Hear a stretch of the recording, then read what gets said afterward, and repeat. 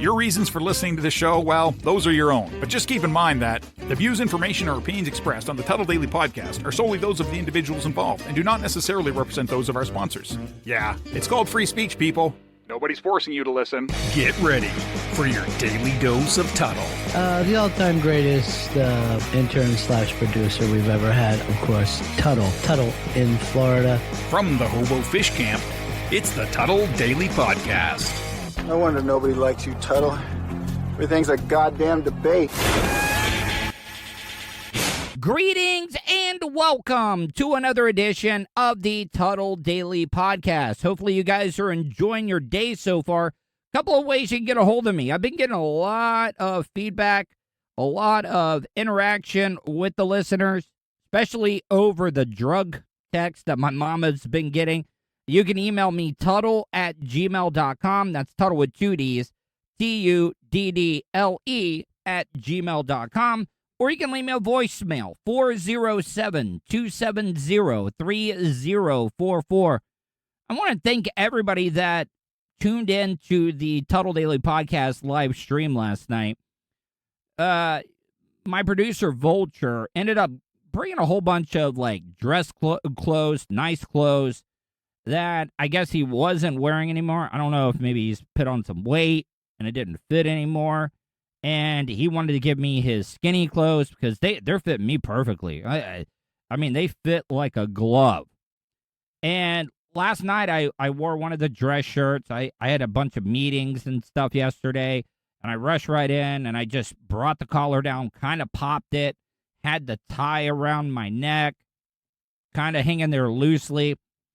And a lot of people gave me, because I did, I took a couple of selfies after the podcast, the live stream last night, because a lot of people were like, oh man, you look great. This is a great look. Your hair looks awesome. And I was, okay, I'm going to take a selfie.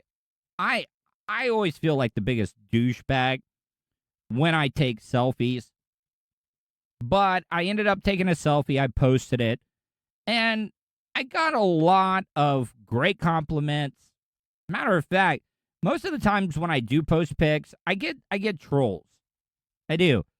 And even though that I go on and I do this podcast and I've been on the radio the past 22 years, I still am not a very confident person. Like, I have a lot of self-doubt. I got a lot of low self-esteem. It does. Like, I'm not good at taking compliments. And it has a lot to do with the childhood trauma that I went through as a kid. Well, it wasn't because my mom and dad. I know that you guys probably get tired of me talking about this without giving you the Iggy and all the info. It's just, I'm not ready to talk about it. I really am getting to the point where I'm starting to lean that I'm going to talk about it. But it really has messed me up in my adult life with relationships. It's really messed up my life. Being able to take compliments. I always have self-doubt. So, yeah, that's my issues. And I'm always so awkward. Like, I feel like when I meet new people, they're always judging me because the thing is that they hear what they hear on the air or what I've done on social media, and they take that as like, oh, man, this guy's a real scumbag. He worked for such and such, and he worked for this other guy, such and such, and they've all had scandals. And that does happen. It does. My whole entire life is just out there for anybody to see or listen to. And I think that's another reason why I always think, those people can't possibly think that about me. I mean, I got some close friends, not a lot of them, but those are the ones that I trust. It's just, I have a hard time. And this pandemic really, really has killed that as well, too. I talk to my friend Amy all the time. I talk to Colton. I talk to Richie. I talk to Vulture. It's just, I don't know. I know that I'm probably sounding like a real bitch by bringing that up. I just thought it was kind of cool. So I'm just, thank you, everybody that gave great compliments. You guys are extremely, extremely nice. I'm sorry if I seem a little awkward when I reply. I try to reply back to everybody that said nice things. So thank you. See, I even have a hard time taking compliments and saying thank you for them. So that's just me. I want to get into my first news story of the day. Yesterday, or last night, they had the ballots, all the people that were going to get into the Major League Baseball Hall of Fame, and David Ortiz made it. And I think that's a great choice. It's a great choice for David Ortiz to be there. He's a great personality. He helped the Boston Red Sox win their first World Series in like 98 years or 80 years. I know it was a really, really long time. But David Ortiz, right after the Boston bombing, he got up in front of the Red Sox fans at Fenway Park, and he gave this speech. He was like, you know what? This is fucking Boston. And the crowd went crazy. He was like, we're not Red Sox. What's on the front of our jersey says Boston, and nobody fucks with Boston. And I think that got him a lot of bump when it came to that, because that's what they want. They want the total package when it comes to electing people into the Baseball Hall of Fame. It used to be about what you did on the field, but it isn't anymore. You got to have a great personality, and David Ortiz had that. I think David Ortiz spent his entire career with the Boston Red Sox. And I also think that's another thing that does help a lot of players out, that they stay with the same team their whole entire career. Look at Chipper. Chipper Jones, he first ballot Hall of Famer, made it in, was with the Braves the whole entire time. He restructured a lot of his deals just so he could stick around, so he didn't get traded. And I really do think that helped Chipper Jones out. Now, I'm going to get into my feelings on some of the people that aren't in the Hall of Fame. Like, for example, Bonds, Clements, Sosa. They weren't even talking about McGuire. I think McGuire kind of just was like, you know what? I'm withdrawing my hat from this. Because everybody, I see what's happening to everybody else, but Bonds, McGuire, Sosa, Roger Clemens, I think this was the last year that they were eligible to make it into the Hall of Fame, and I think there's going to be some things that need to be done. And I'll get into that. Oh, and the same thing goes with Pete Rose. I think Pete Rose should have been in a long time ago. Yeah, he did bet on baseball, but it was proven that he never bet against the team that he was coaching or playing for. I don't see a problem with that, because if you're betting on yourself to win, that means you have all the motivation to be able to make it and play the best that you can and help your team win, because you're betting on yourself. Yes! Big Papi has reason to celebrate this morning. Red Sox slugger David Ortiz, now a first ballot Hall of Famer, selected in his first year of eligibility, and is now the youngest current Hall of Famer. It's a wonderful honor to be able to get in. My first rodeo is something that is very special to me. Known as Big Papi, he rallied the city and won hearts in the wake of the Boston Marathon bombings, leading the Red Sox that year to a World Series title, their third. David Ortiz got in because he was a great player and a big personality, and that is a winning combination in Hall of Fame voting. See, I kind of get that. I get that. You know, a lot of people always, you know, these pundits on TV, they'll tell LeBron James, just shut up and dribble the ball, or we don't want to hear your opinion. We don't need to know your personality. Just shut up and dribble the ball, or shut up and run the ball, or catch the ball, or hit the ball. We don't need to hear your opinions on stuff. And David Ortiz was that type of person. And as the game has evolved, it is true. Like, you do have to have a larger-than-life personality, a likable personality, to be able to make it, especially with all the social media and stuff out there. It's just 24/7. You got to be on your game And David Ortiz was that player. And Bonds, 756. But baseball's home run king has been shut out, and possibly for good. Barry Bonds not elected to the Hall of Fame. All right, so I'm going to touch on this, okay? I don't care how many steroids Barry Bonds took in his life. Now, the steroids does help you recover from injuries. It keeps you healthier and stronger, and that is an advantage. It definitely is. But think about this. Barry Bonds is the only player in Major League history to hit 500 home runs and steal 500 home runs. On that stat alone, I mean, it's also the same thing of saying Pete Rose, the only player in baseball history to get 4,000 hits. How do you keep him out of that? And let's bring up the fact that they had the strike in the mid-90s, which really, really hurt baseball. It did. Baseball almost had that final nail in its coffin. People were pissed off. They were angry. And I got to say, baseball was complicit with the steroid era. They turned their heads.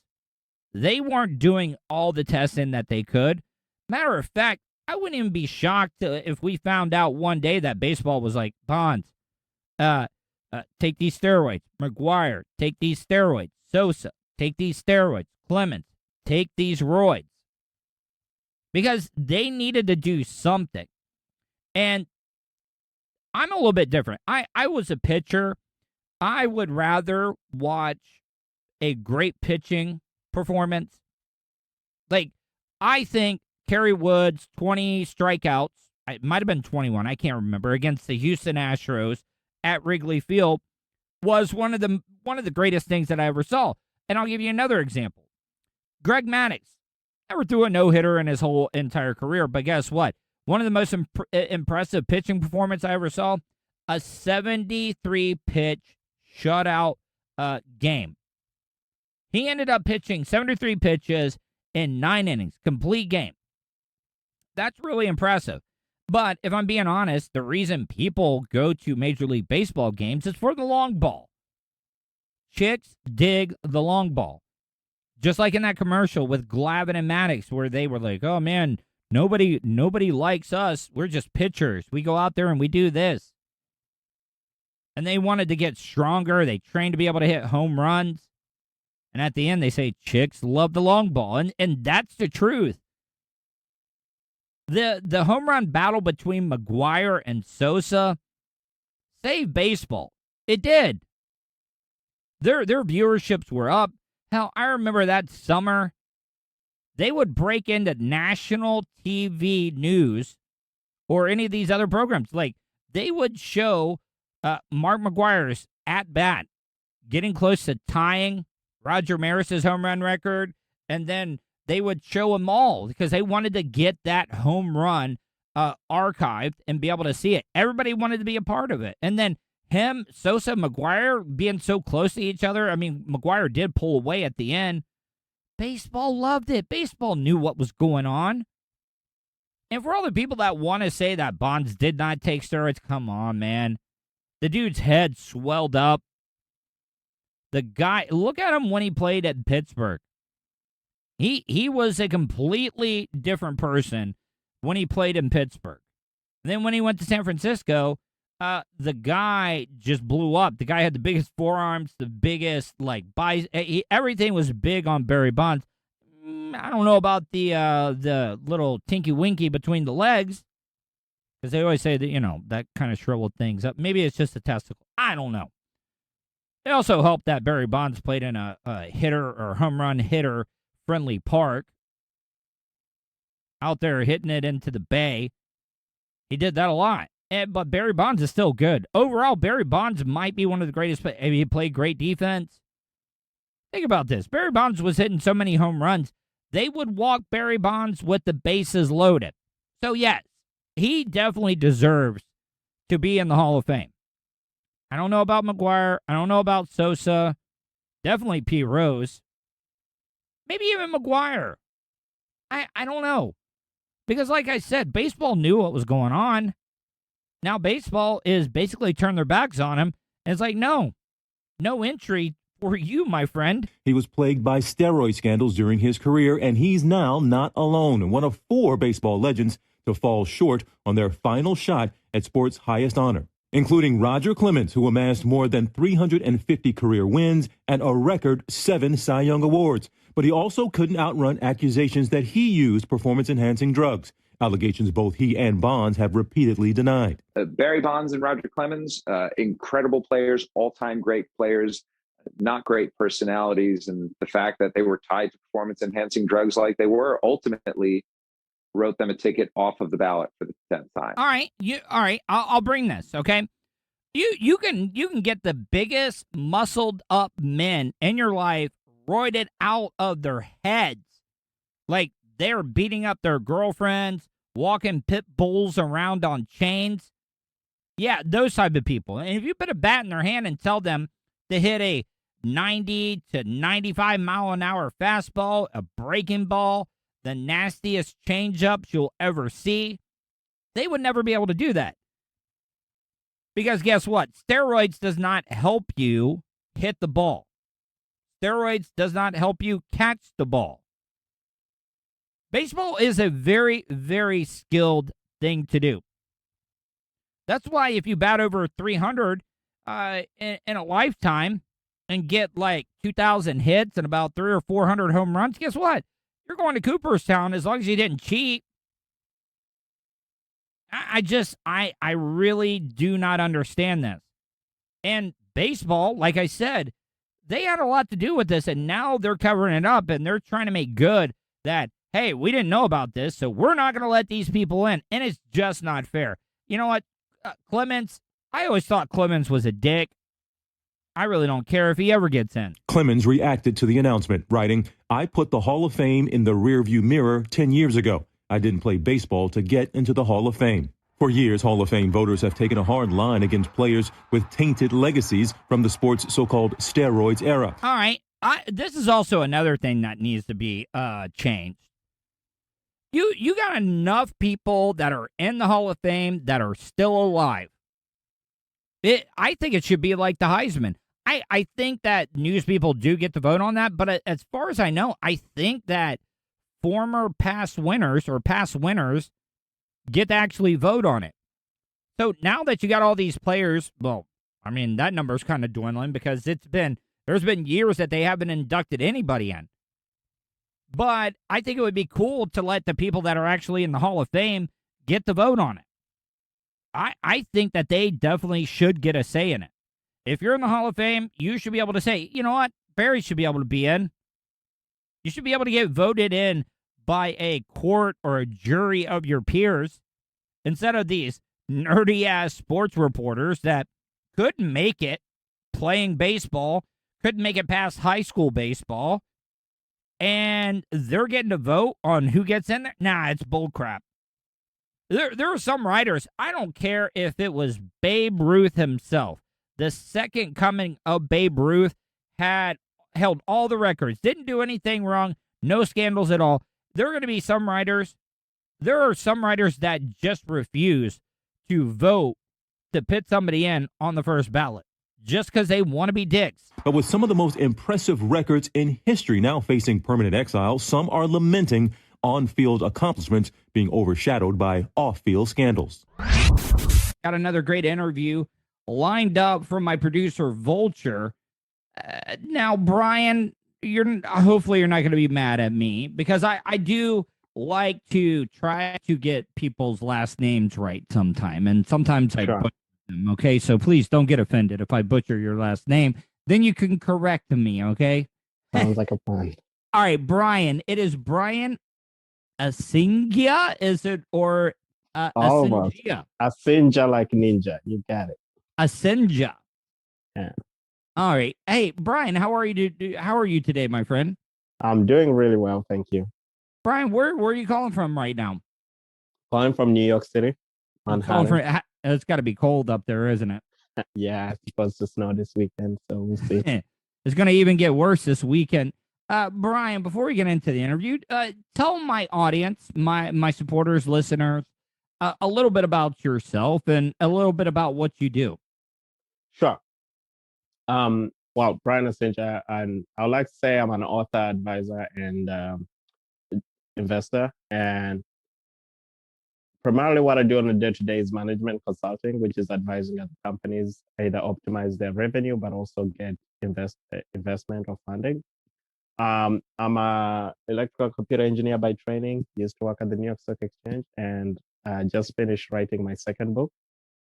So people can also find me online at www.brianasingia.com. That's BrianAsingia.com. And the social media handles are the same at Brian Asingia. All right. So Brian, so say I'm just regular Joe Schmo. I'm your 9 to 5 pale bucket Johnny that just goes to work, does his time, comes home. He worries about his kids and stuff, but he doesn't get into the business side of stuff. He doesn't get into the stock market. What are people going to learn from reading your books? Well, I think they're going to learn about the things that should matter to them. The book itself is titled Cashless Society 101. And in it, I define the technical definition of cashless society, which is where there's a society that's increasingly using what we call electronic transactions or digital transactions as opposed crypto? to cash. Not exclusively crypto. So this refers, if a lot of people now are familiar with PayPal, Venmo, Zelle. So the cashless movement, I argue, is already happening. Your bank, the local bank branch office next to where I live is just sent me a letter saying they're closing down and they're going to move fully digital. So I can deposit my check from my phone. I can check my balance on my phone. So this is happening, and so it's beyond just crypto. It's saying even banks and services. If you think about governments and filing your taxes, a lot of that is going to be done online, especially because of COVID. So cashless then, from a technical point of view, just means we are doing things digitally or electronically. And I have a second definition, which maybe a lot more people could relate to, which is, what does it mean if you take the cash out of the equation? Can we still exchange? Can we still create value within companies? And so it's beyond just the cash and the business, but I argue that it comes back to what we care about as human beings, and themes like trust, identity, ownership. I think we all care who owns the house or owns the car. And those are some of the questions that I bring up as well. Now, Brian, so when you're talking cashless, now let me ask you this, okay? Sure. A lot of people, you got to remember, I'm a Gen Xer. How old of a man are you, Brian? 33. You're 33. Okay. Okay, so I'm a Gen Xer. I was the last year of being Generation X, and then you had the millennials. So you would be a millennial, correct? I mean, all right. So, like my generation, we were one of the first ones that got like use of computers and technology and stuff. We were one of the first ones, and then we kind of grew into it. And then, the millennials and then the Gen Y and all those people, they don't remember a lifetime without the technology. They don't remember a lifetime without the computers and stuff. Without the internet, yeah. Yeah. But where I'm going with this, though, so you're talking about banks going cashless and stuff. A lot of the older generations, they like to be able to go to the bank. They like to be able to pull out money if they wanted to. You see what I'm saying? Now, exactly. Is this, if we go all digital and we don't use our money and stuff like that, is the money really there? Because in all reality, the money that we use in our country right now it's not backed by anything. Money used to be backed by stuff. Now it's not. It's not. So if we're going when it comes to all digital stuff, are we just going to start like making up our own numbers? I mean, what is keeping from outrageous inflation? Just instead of having to print, on paper, print digitally. Yeah, we're printing digital now. It's yeah. I can see where it would be a good thing, but couldn't this also be a bad thing? Well, I think you captured the whole point of the book, which is basically saying technology is neutral. We can't judge technology as being good or bad. The internet wasn't good or bad. Some good things have come out of it. The phone, the computer. It's same thing with digital transactions or digital service delivery. And so let's look at money. And you did make another important point, which was the money today, the fiat. Let's talk about the US fiat dollar, currency. The euro. It's backed by the faith we have in it. Okay.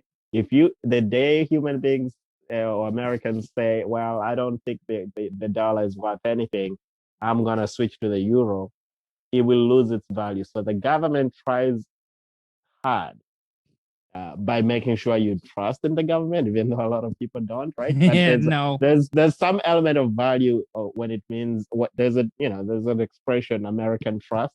It does mean something, and it's kind of the reason a lot of people around the world always want to hold the dollar. But that's increasingly becoming difficult. As you know, China is also increasing its global influence among other areas. So the reality is the US dominance is not as strong as it used to be 30, 40 years ago. And at the same time, there's more and more need for technology to be the way we do business. So when you talk about shopping, if you look at the last 2-3 years, a lot of people are shopping online because of COVID. A lot of people are doing online deliveries. Amazon, DoorDash, Instacart, you name it. And yes, you can tip them in cash, but the purchase itself was done electronically already. You give them your credit card, you give them your PayPal information, you give them maybe your Venmo. I mean, Venmo is now launching out a service for businesses. So when we say cashless, actually, that's why the definition was very important for me to say prefers. A society that prefers. It does not mean absolute elimination of cash or fiat. I think it will be a long, long time for us to see that. But let's take a hard look in the mirror and say, for people that like to go to the bank, is their money really in the bank? No, it's not. It's not. I remember in 2008, when we had the market crash, I was a freshman in college in Pennsylvania. I mean, you could go to the bank and even for a small amount, they might tell you, come back tomorrow, because they actually didn't have it. So it's already zeros and numbers on a computer somewhere. That's all we're dealing with. Now, Brian, let me ask you, I'm glad that you brought that up. In 2008, I was married at the time. I was a business owner, and with the housing bubble, the real estate, the banks writing a bunch of bad loans. I mean, we've already found out that some of these banks are corrupt. So, like, if we're just dealing in ones and zeros and all that stuff, what's going to keep? Just numbers, on a computer. Yeah. But what I'm trying to say is, so how can we trust the banks to do the right thing? Like, could they just be saying that they're giving away money and they're really not? I mean, you got to understand, go ahead. I mean, is that something that could be a concern? It is an important concern. So I mentioned that the four themes in the book are identity, which could mean digital identity. As you know, passports and all these identities are becoming digitized. But it can also mean also culture and language, right? And not everybody speaks English, or maybe people in India, they just use Hindi, but they can use Google services, right? Ownership, I talked about it a little bit, and this comes to the heart of the matter. If you own money and you give it to the bank, do you still own that money? And it's a 50-50. It's a yes and a no, because it's insured up to a limit. I think it's about 250,000. It could be higher, obviously, if you have a lot more money, because you can pay for more insurance. But if they lose your money up to 250,000, the government, if a bank loses your money up to 250,000. We're talking cash or fiat. You can't go for any more. They're protected, right? Yeah, the federal government can only refund you up to that much. So that's the level of trust that comes with the banking system. The bigger problem you are touching on, though, is like all human beings, banks are also corruptible, vulnerable, and more than anything, they're in the banking business to make money. So they will raise overdraft fees. They will sell you bad loans. Brian, look at Wells Fargo. So that's where the bigger problem comes from.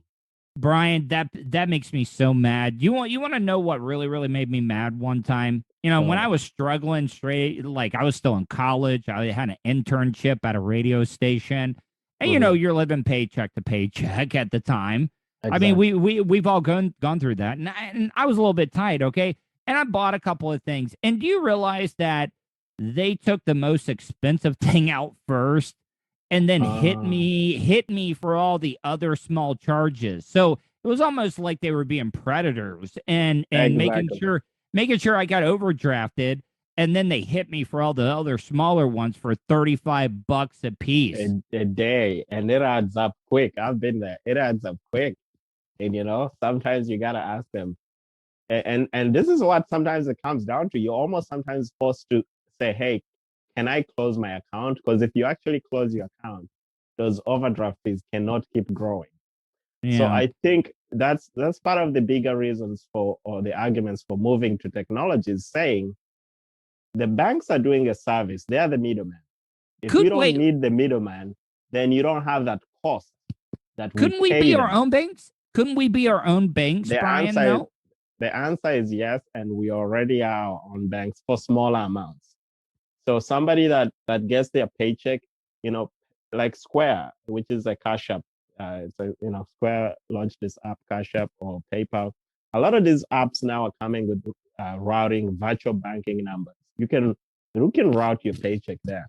My PayPal has a routing number and a bank account number, and I was getting my. But let me ask you though, what does PayPal have their own bank, or do they I don't know how does that work?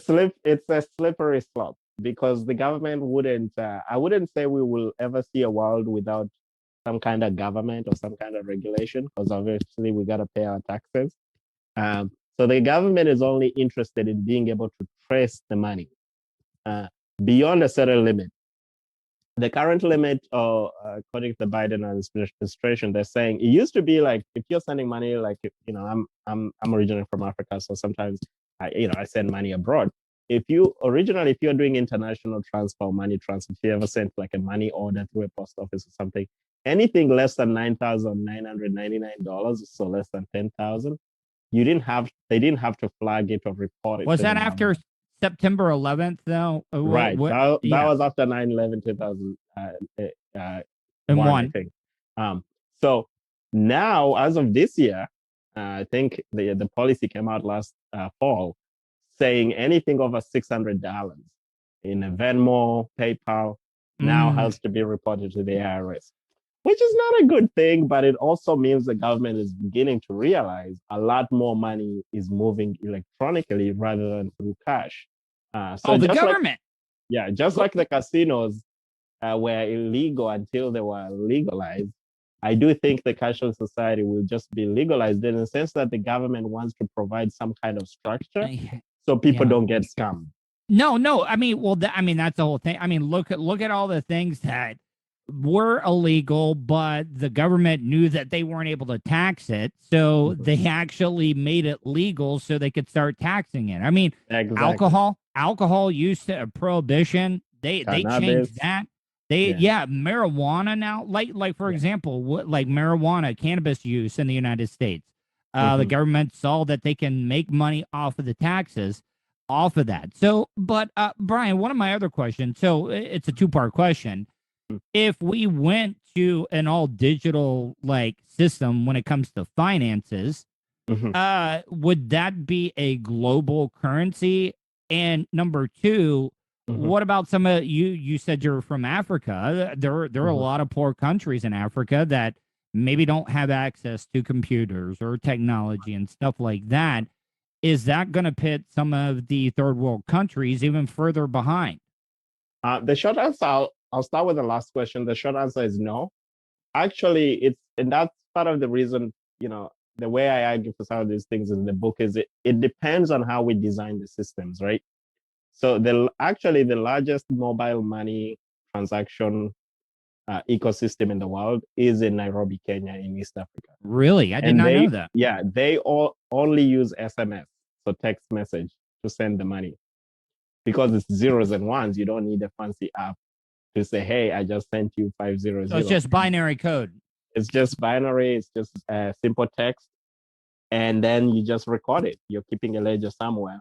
So the recipient, actually, a lot of, because over, I think, up to only like 20 to 30% smartphone penetration in Africa. So majority are still using the old feature phones, the ones where you used to just text and wait for a response and things like that. So it can actually work without a lot of technology. And even in the US or Western markets, if you think about let's say like my grandma or like older people that, are not really comfortable with a lot of smart apps, or they're more no, they're not to be frauded. They might think they won $1 million when it's really a scam.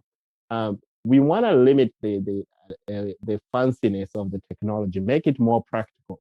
So I think if we look at Africa and Asia, where, by the way, this is already a norm, China, Japan, you're basically just shopping with the QR code. You go to a restaurant, you order your sushi or whatever you're ordering, hamburger with a QR code. Could you ever see people getting tattooed with their QR codes to be able to pay for stuff? Or I see that being the next thing, fast. But in New York, for example, we're already paying for our subway with our phones. So you can just tap your phone and pay your metro or subway fee. And I think that's just, again, the subway is a large public institution. It means the city is going to roll this out into other service delivery models, whether it's paying your electric bill. We're going to see more and more of this. But let's go back to the other question, the first part that you had asked.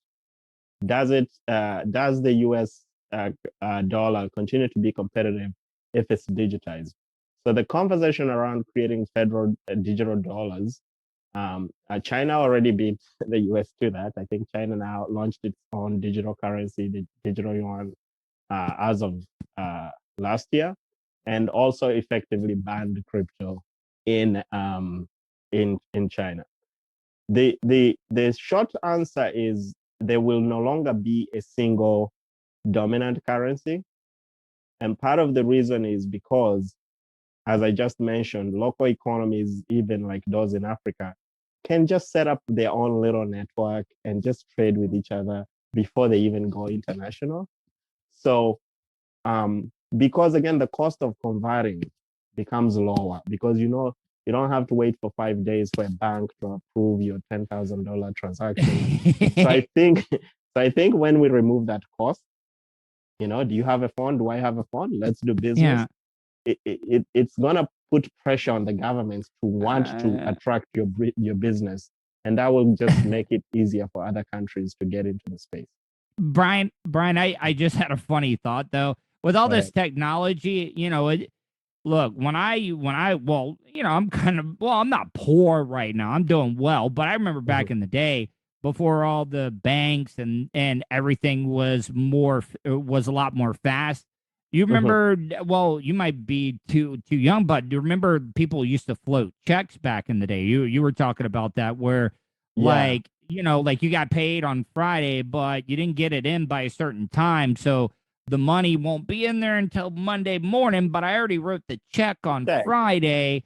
So, that's going to mess up a lot of people's little scheme there. I don't even know if you could call it a scheme, but I mean, back in the day, people always would float checks. I had a friend in college that would even, I think even with cash, you could still do it today where like some banks have like 24 hours to reconcile the accounts. So you could withdraw like a large balance from your account and they won't notice until tomorrow. So you always have that 24-hour window to put the money back in. Say you really needed it. So it wouldn't necessarily mess up a scheme. There might be a way for a bank, a digital bank, or let's call it telecom companies like the Verizon get into banking, they might say, look, we know you, we trust you. And this is another thing that I'm glad you brought that up. Let's tie it together with the credit scores conversation. The existing credit scores don't serve any purpose because they were historically biased, they were limited. Not everybody actually, if you think people like us who first come as immigrants and then you kind of already at a disadvantage and you have to start because it's calculated based, I guess, on the length of your history. It is biased. So a lot of banks are rolling out their own credit scores, and a lot of digital services are coming up and saying, wait a minute, if somebody is paying their rent on time, if somebody is going to school and is paying their student loan on time, why can't we use that information?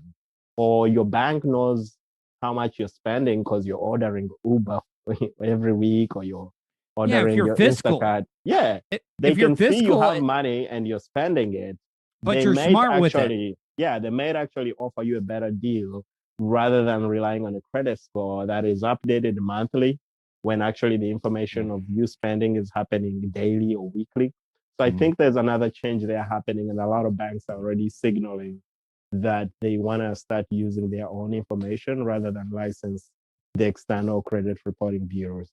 Hey, Brian, I know this is probably going to sound, I found this conversation very fascinating because, a lot of people don't want to talk about when it comes to finances and stuff it's like that. It's a difficult that. conversation. Yeah, it is. It really is. A lot of people wish that we just went back to the good old days where we just traded goods and services with each other. It was a lot more simple time.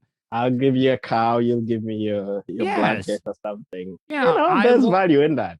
Yeah, I will give you one of my sisters, and I get, a hog or a swine, whatever it may be. I'm making bad jokes here, but I know this is going to sound weird. Elon Musk talks about, or one of our greatest threats as humans is artificial intelligence. Okay, now robots, artificial intelligence have no use for money because they really don't need it, but like, say if it straight up becomes like a Terminator movie and all the computers become self-aware and they just wipe our money right off the face of the earth. Like everybody goes down to zero and the robots are like, ha, ha, ha, you can't buy or eat anything. We can now starve you to death. Right. I know that probably sounds stupid, but no, I mean, it's the is that a concern? And it is a concern, but I like to say that the technology we have doesn't really sort of make it easy to get to that scenario. And the reason is, part of the reason, I think I woke up today reading an article, people post a lot of things on Facebook. The IMF, International Monetary Fund, telling El Salvadorian government to stop using Bitcoin because El Salvador as a government is trying to use more digital or payments rather than relying on fiat from the IMF, which, by the way, IMF has the worst record of trying to help any government improve its financial budgeting. And so the traditional institutions definitely feel threatened by these more digital options. But it does not mean that they are bound to fail, because the key word here is decentralization. Decentralized basically means not one person is in charge. The central bank is it's what prints money, or the Federal Reserve, by extension, the central bank. Oh, we've been doing that. We've been doing a lot of that here in America. Oh my God. So the advantage is that in the future, as we just discussed, Russia could have its own digital way of doing business. People in Africa are already doing business electronically. So it stops being a matter of who's the big boss in the middle. It just becomes, do you want to do business or not, right? You want to be independent. It makes it a little bit easier. And the risk of, who cares if, no offense, if the digital US dollar system goes down on the crashes, people can just switch to another system. So actually it adds like a backup system where, as you know, sometimes another example I like to give in the book is like, for people who love cash, pray you don't live in an inflationary or some kind of inflationary period or recession, or even recession. In Zimbabwe, you have to carry a wheelbarrow just to buy a loaf of bread. Oh, because you got to carry so much money. So much cash. Yeah. Hey. Or so many coins. So there's already a cost that's also physical and security wise. You talked about checks. What happens when it rains and the check is ruined? People used to buy traveler checks when they were traveling. So you could argue traveler checks were kind of a system of tracking the money. So you don't have to carry it with you when you go to another country. And when you get there, you give them these traveler checks that you can then cash and exchange. So the key word is value exchange. Do we want to trade? Do we want to do value exchange? Then, yeah, we don't need cash or fiat to do it. It can happen in so many ways. I remember when my mom and dad got their first debit card. Yeah, it was just like, what? I can pay. I don't have to go to the bank and get money. What? I can pay with the it took a lot of time. Now they use it all the time. Now, another question I have though, but what about if they do get away and they go to a cashless system? What about the black markets and stuff? Like, like for example, how can I? And I'm not trying to, be shocking or something, but say I wanted to go pick up a hooker or something, or I wanted to buy drugs. How do I buy drugs with my digital currency? I know they do it with crypto and stuff like that, but isn't it just making it easy for the government to track what you do with your money? Yes and no. It's actually easier to track cash than it is to track digital. I've watched the Ozark. I know how to launder money. I know how to launder money. I'm not messing with it.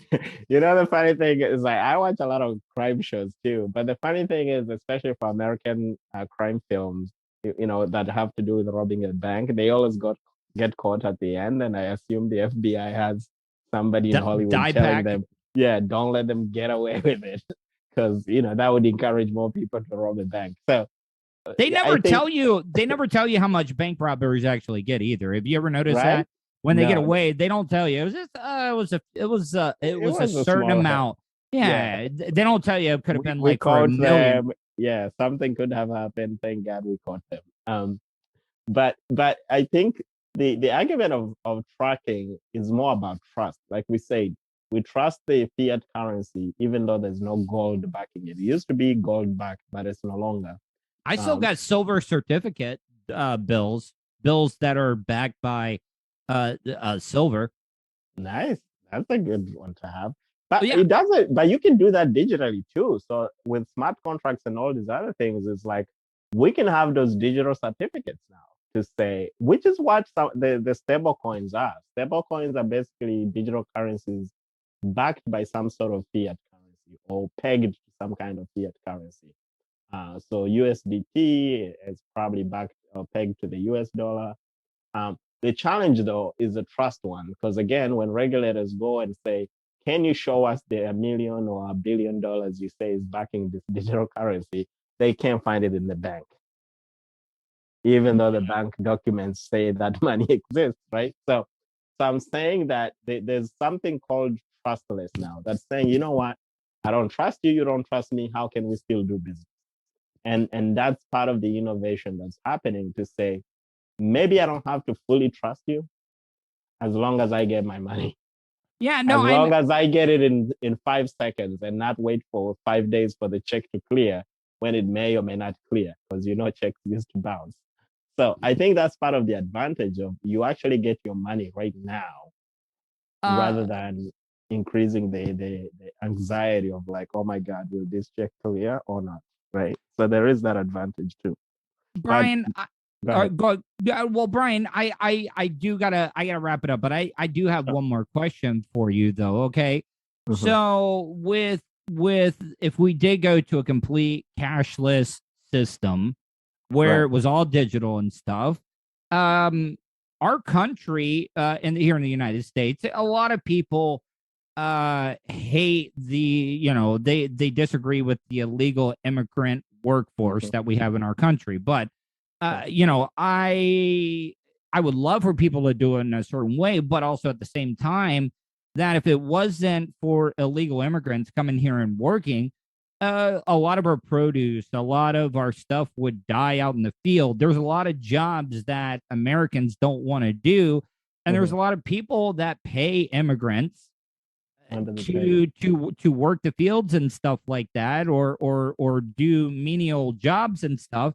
And if it went to a cashless thing, how have you thought about or talked about in your book, like how that would affect that group of people that are here in the United States? Yeah, well, I think it actually benefits everybody, as I mentioned before. Let's talk specifically, like I said, the current guidance is saying anything over $600 has to be reported to the IRS. Do you really think the average person makes like no, they don't $600 a day? So even if you're paid daily $600, earning say I don't know $200,000 by the so end you of would the have to spread it out at a minimum. Like nobody's working in a farm earning that much money, so it's still practical. And I like to argue that the U.S. government isn't stupid either. Sometimes they know these things are going on and they let them go on for the very reasons you just said, because they have to secure a food supply for the people. But also, I would like to address one misconception people have about immigrants, which is that I'm not saying anything. I'm not saying anything bad. That immigrants are actually some of the most educated demographic in the U.S. And sometimes they are doing the very jobs that Americans really know how to do. Elon, when you look at Chobani, I wrote a story about the Chobani yogurt company with this Greek immigrant. Oh, that's a great ass. I love that. And then went on to give the employees ownership of the company. So these kind of technologies actually can allow, if we're looking at immigrants or other communities that may not be historically financially advantaged, to say, hey, we may not have much, but how do we put our talent, to work, to create value so that when it finally pays off, there's already a smart contract or some kind of electronic agreement that allows us to benefit without involving a lot of fancy lawyers, because not all of us can afford fancy lawyers. And I think that's actually the opportunity. So you're seeing a lot of artists trying to say, hey, NFTs or non-fungible tokens. They're basically that could be saying, a currency, couldn't it? NFTs could become a currency. I mean, they're kind of are a currency, aren't they? NFTs. Yeah. It's kind of a way to then say, to process royalties. Imagine you and I made a song. We don't know each other. We've never met, but all we do is sign on a phone some kind of document that says if our song makes it, today may not be successful, but the day it gets bought, every time it gets played or something, we get 10 cents. I get 5 cents. You get 5 cents. We can sign that right now. Compound interest. And then we don't have to worry about you screwing me over, which you might once you see that it's worth $1 billion from today. So I think that's the advantage, that you can lock in things because it's hard to delete them if they're on the blockchain. And then I think that's what worries a lot of people, because a lot of people want to scam us out of our money, including banks. And that's why the only reason they'll be worried.